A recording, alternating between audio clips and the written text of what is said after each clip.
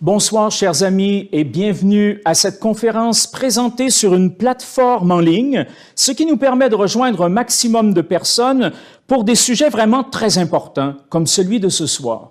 Alors, dans un premier temps, je souhaite vous saluer où que vous soyez, vous remercier également pour votre présence, votre participation, votre soutien, en espérant que les enseignements qui vous seront proposés tout au cours de la soirée vous permettront deux choses fondamentale. Dans un premier temps, avoir une meilleure compréhension de ce que représente ce moment charnière de l'année qu'est l'équinoxe d'automne. Dans un second temps, de trouver des clés pratiques, de manière à vous permettre d'expérimenter les enjeux initiatiques, c'est-à-dire les enjeux psychologiques, les enjeux spirituels associés à ce moment charnière de l'année. À la suite de la conférence précédente, qui, rappelez-vous, portait sur le solstice d'été, nous voilà en effet à quelques jours de l'équinoxe d'automne, une période charnière qui sera, je pense, particulièrement importante cette année. Pourquoi? Parce que l'année n'a pas été ordinaire, parce que l'année a été remplie de situations parfois difficiles. On a dû s'ajuster, on a dû s'adapter. Certains événements ont été vécus avec une intensité particulière également. Et ça, c'est important lorsque nous arrivons à la fin d'un cycle, d'être en mesure de faire un bilan, d'être en mesure de laisser derrière un certain nombre de choses et aller de l'avant pour l'amorce d'un nouveau cycle. Donc, peut-être, parmi toutes ces années que nous traversons, l'année 2020 a ce caractère d'exception qui fait en sorte que l'équinoxe d'automne devient particulièrement important et nous allons donc essayer de comprendre comment, en effet, nous avons là des enjeux initiatiques intéressants pour pouvoir mettre fin, c'est-à-dire achever une certaine étape de notre processus d'évolution et passer vers un nouveau cycle, un nouvel élan pour l'année qui viendra. Comme nous l'avions fait pour le solstice d'été, nous allons débuter notre exploration en insistant sur le positionnement relatif de l'équinoxe d'automne par rapport à l'ensemble du cycle de l'année. C'est quelque chose d'extrêmement révélateur, de pouvoir positionner d'abord en fonction de ces 4 points cardinaux qui correspondent aux 4 saisons, mais d'une façon encore plus privilégiée avec le point qui est opposé à l'automne. Alors, on a d'un côté l'équinoxe d'automne, de l'autre l'équinoxe du printemps. Et c'est dans une espèce de dialectique, un échange harmonieux entre ces deux pôles qu'on découvre vraiment toute l'importance et toute la valeur d'un équinoxe par rapport précisément à l'ensemble du cycle annuel. Nous l'avions fait, rappelez-vous, lorsqu'on a abordé le solstice d'été. On a beaucoup parlé du solstice d'hiver pour essayer de mettre cela en tension et en rapport d'harmonie. Eh bien, c'est ce que nous ferons également ce soir en abordant l'équinoxe d'automne dans son rapport avec la dynamique associée au printemps. Alors, dans un premier temps, nous allons faire ce positionnement, ce qui sera un peu une introduction générale, puis nous allons aborder notre sujet en 3 principaux volets, comme nous l'avions fait d'ailleurs au niveau du solstice d'été. D'abord, nous allons nous intéresser à ce que la tradition amérindienne nous révèle à propos de l'équinoxe d'automne et à propos de cette saison en général. Et là, on a un enseignement qui est extrêmement précieux. Vous savez, toute la démarche initiatique, toute la perspective initiatique de la tradition amérindienne est vraiment ancrée dans ces moments charnières de l'année que sont les saisons, les solstices et les équinoxes. La démarche initiatique, elle est en quelque sorte symbolisée, manifestée, phénoménalisée par ces grands moments charnières de l'année. Donc, on va avoir l'occasion de découvrir l'automne dans ces traditions amérindiennes, principalement les traditions amérindiennes d'Amérique du Nord, où les saisons sont très marquées. Je vous en parlerai avec d'autant plus d'enthousiasme que je vis au Canada, que j'ai côtoyé ces communautés amérindiennes, que je me suis passionné pour leur enseignement. Et ces enseignements, on les voit vraiment incarnés au fil des saisons d'une façon absolument remarquable. Donc, dans un premier temps, on fera un volet tradition amérindienne pour rapprocher les enjeux, toujours le même objectif, approcher les enjeux initiatiques, c'est-à-dire psychospirituels de ces saisons. Et puis, nous allons ensuite nous tourner vers le judaïsme qui a également des enseignements extrêmement précieux à nous transmettre, qui sont au fondement d'ailleurs de la culture occidentale.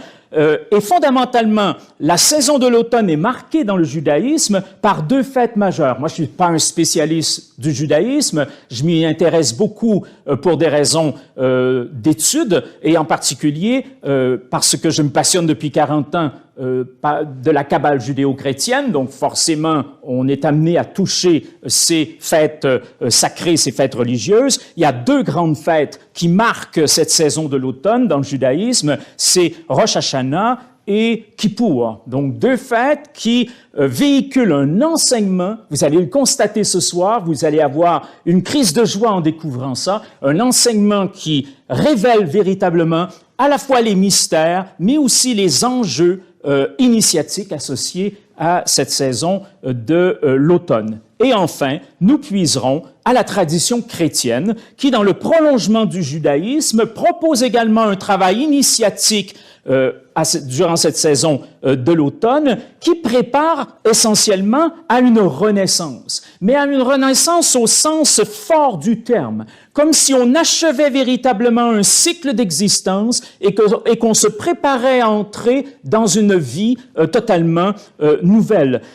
C'est cet enjeu initiatique de l'équinoxe d'automne du point de vue du christianisme et bien sûr encore davantage du point de vue de la Kabbale judéo-chrétienne va essentiellement s'articuler autour d'une dynamique de remise en question, d'une dynamique de retrait en vue de pouvoir être ensemencé de l'intérieur par un souffle, par l'esprit et amorcer une nouvelle phase de croissance et de développement psychospirituel, voire une nouvelle vie au sens, encore une fois, au sens très fort du terme. Alors nous verrons donc une progression depuis la lecture amérindienne en passant par le judaïsme, enfin par le christianisme, tout ça dans le contexte de la Kabbale judéo-chrétienne, qui est une école des mystères, qui véhicule un enseignement à la fois théorique et pratique, qui est fondamental, à mon sens, pour progresser sur le chemin de l'initiation, tout au moins dans notre tradition occidentale.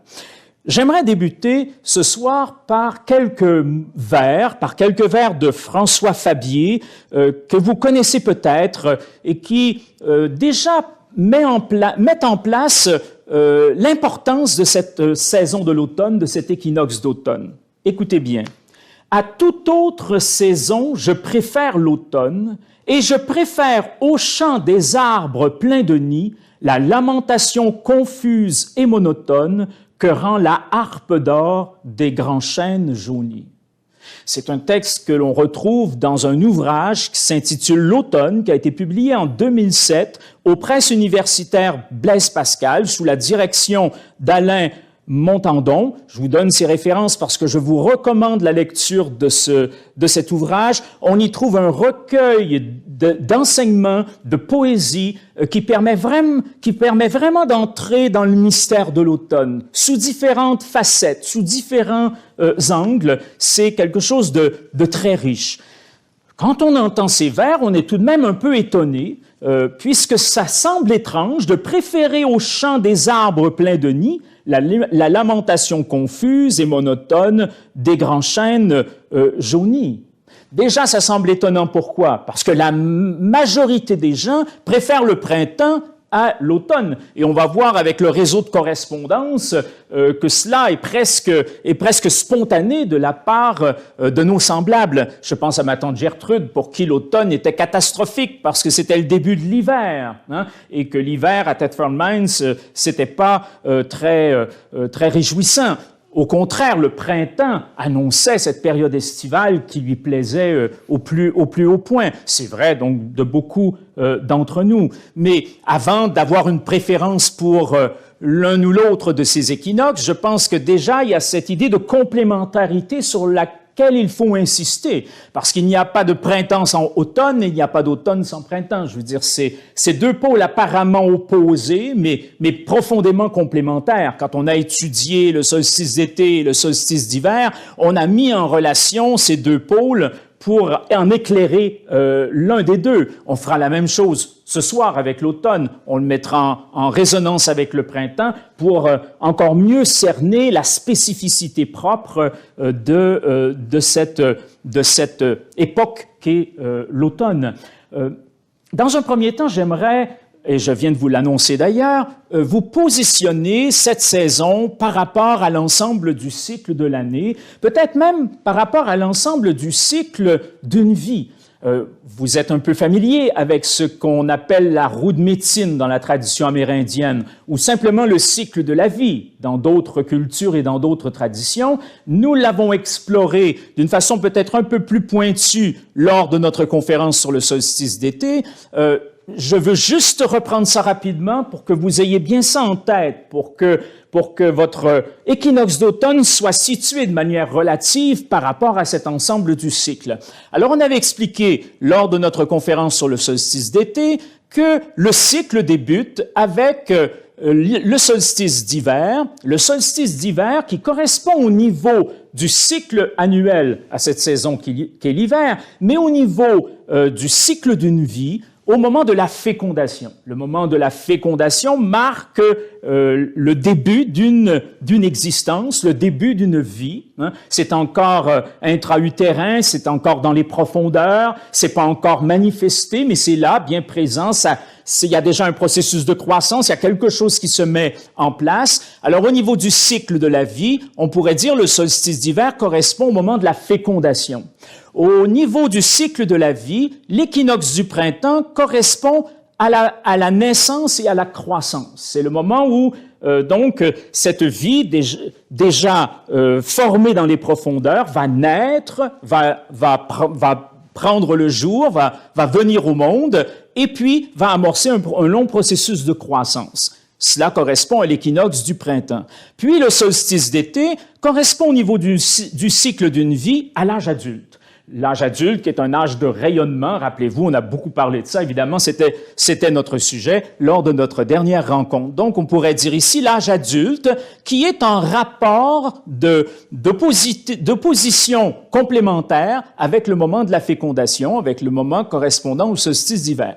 Et finalement, l'équinoxe d'automne, qui correspond au processus de vieillissement et de mort. Et là, vous voyez pourquoi il paraît un peu étrange de préférer l'automne au printemps, parce que l'automne, c'est, au niveau du cycle de la vie, vieillissement et mort, alors qu'au niveau du cycle de la vie, le printemps, c'est naissance et croissance. Beaucoup d'entre nous préférons la naissance et la croissance, l'enfance, avec le vieillissement et la mort. Pourtant, ce sont deux moments qui ont la même valeur au niveau de l'équilibre des saisons, au niveau de l'équilibre également du cycle de la vie. Et si l'on préfère l'automne, c'est pour les raisons qu'on va expliquer au cours de notre rencontre ce soir, c'est-à-dire les grands enjeux initiatiques de l'automne, qui sont un peu différents des enjeux initiatiques des autres saisons. Pourquoi? Parce que c'est la fin d'un cycle de vie. C'est la fin d'un cycle annuel. C'est aussi, on pourrait dire, la fin du cycle d'un jour. J'y reviens dans quelques instants. Et le début, dans le sens de la préparation à un nouveau cycle. Donc, il y a vraiment une transition au moment de l'équinoxe d'automne qui est peut-être plus marquée qu'au niveau des autres saisons. C'est vrai que chaque solstice, chaque équinoxe correspond à un moment charnière, à un moment de transition, mais l'équinoxe d'automne a cela de particulier que c'est un moment de transition vers un nouveau cycle, vers une nouvelle dynamique de croissance et de développement psychospirituel, si on veut employer ces termes. Donc voilà l'automne qui est positionné dans son rapport au printemps comme la vie, le vieillissement et la mort se positionnent par rapport à la naissance et à la croissance. On pourrait ajouter les moments charnières de la journée, avec le solstice d'hiver, minuit, avec l'équinoxe du printemps, le lever du soleil, avec le solstice d'été, midi, et avec l'équinoxe d'automne, le coucher du soleil. Tout à l'heure, je vous proposerai des exercices initiatiques qui se font précisément au moment du coucher du soleil, qui sont en correspondance, en résonance avec les enjeux associés à l'équinoxe d'automne, puisque vous comprenez d'une certaine façon que dans le cycle d'une seule journée, nous vivons le cycle d'une année et le cycle d'une